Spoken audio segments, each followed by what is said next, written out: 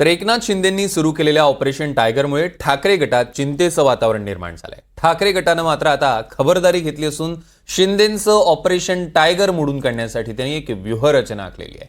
नेमकी काय आहे व्यूहरचना बघूया। बाळासाहेब आहे ना, एक वेगळं व्यक्तिमत्व होतं। बघा, उद्धवजी त्यांचे पुत्र आहे। मी उद्धवजींना नाव नाही ठेवणार, माफ करा मला, पण उद्धवजींनी पण माझी इच्छा आहे की उद्धवजींनी पण आता बाळासाहेब होणं गरजेचं आहे। मुंबई महानगरपालिकेवरती जर भगवा फडकायचा असेल ना, तर उद्धवजींनी बाळासाहेब होणं गरजेचं आहे। ठाकरेंचे माजी शिवसैनिक जितेंद्र जनावळेंची हीच भावना आता राज्यातल्या प्रत्येक शिवसैनिकाची आहे का, अशी चर्चा सुरू झाली आहे। सलग 25 वर्ष मुंबई पालिकेवर एक हाती सत्ता मिळवणाऱ्या शिवसेनेला आता दररोज नवा हादरा बसतोय। एकनाथ शिंदेंच्या ऑपरेशन टायगरमुळे ठाकरेंच्या शिवसेनेत चांगलीच खळबळ माजली आहे। मी कालच सांगितलं, दररोज सांगितलोय की आम्ही शिवाजी महाराज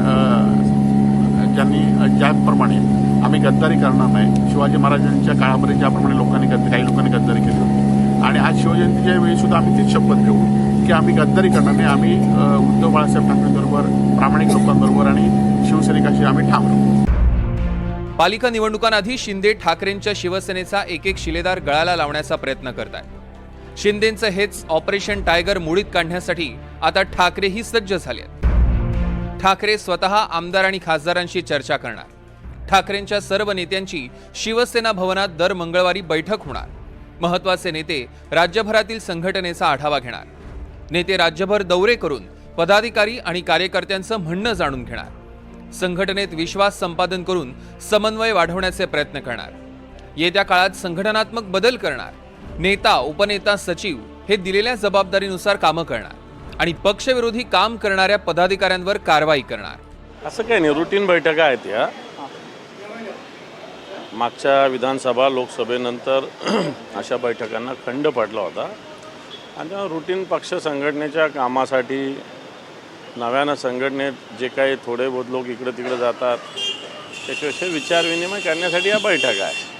येणाऱ्या काळात संघटनेचं काम पुन्हा ताकदीनं उभा करणं या हेतून या बैठका होत आहेत। मला वाटतं या नियमित बैठका होत राहतील। संघटना म्हणून निश्चित काही लोकांवर न्याय अन्याय या भूमिका असेल तर त्यांचं ऐकून घेतलं पाहिजे। ही भूमिका सगळ्यांचीच आहे। असं ऐकून घेण्याची भूमिका निश्चित शिवसेना येणाऱ्या काळात राबवेल। विधानसभेत पराभव झाल्यानंतर ठाकरे गटाला एकापाठोपाठ एक धक्का मिळतोय। थेट उद्धव ठाकरेंच्या कार्यपद्धतीवर प्रश्न उपस्थित करत एक एक शिलेदार साथ सोडतोय। राजन साळवींनी शिंदे गटात प्रवेश केला। दापोली नगर पंचायतीतल्या 5 नगरसेवकांनी देखील शिंदे गटात प्रवेश केला। तर मीरा भाईंदरमध्ये 3 माजी नगरसेवकांचा शिंदे गटात प्रवेश। पुण्याचे उपशहर प्रमुख राजेश पळसेकरांचा शिंदे गटात प्रवेश। नांदेडचे सहसंपर्क प्रमुख दत्ता कोकाटेंचा राजीनामा। संभाजीनगरचे सुरेश बनकर यांचा पुन्हा भाजपात प्रवेश आणि संभाजीनगरचे राजू शिंदे सध्या नाराज असल्याची चर्चा आहे। गेल्या काही दिवसात एवढ्यांनी ठाकरेंची साथ सोडली। अनेक जण नाराज असल्याची चर्चा सुरू आहे। तर सोशल मीडियावरील ऑपरेशन टायगर बाबत सुरू असणाऱ्या चर्चा रोखण्याचं देखील आव्हान ठाकरे गटासमोर आहे। फेक नरेटिव्हला उत्तर देण्यासाठी ठाकरे गटाच्या डीजी शाखेकडून नियंत्रण ठेवलं जाणार आहे। एका वर्षापासून ठाकरे गटाच्या युवा सेनेकडून डीजी शाखेचं काम सुरू आहे।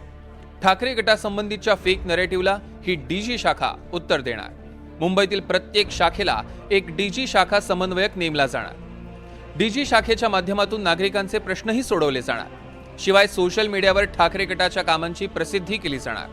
आगामी पालिका निवडणुकीच्या दृष्टीनं प्रचार केला जाणार। आगामी पालिका निवडणुका ही ठाकरे गटासाठी अस्तित्वाची लढाई असणार आहे।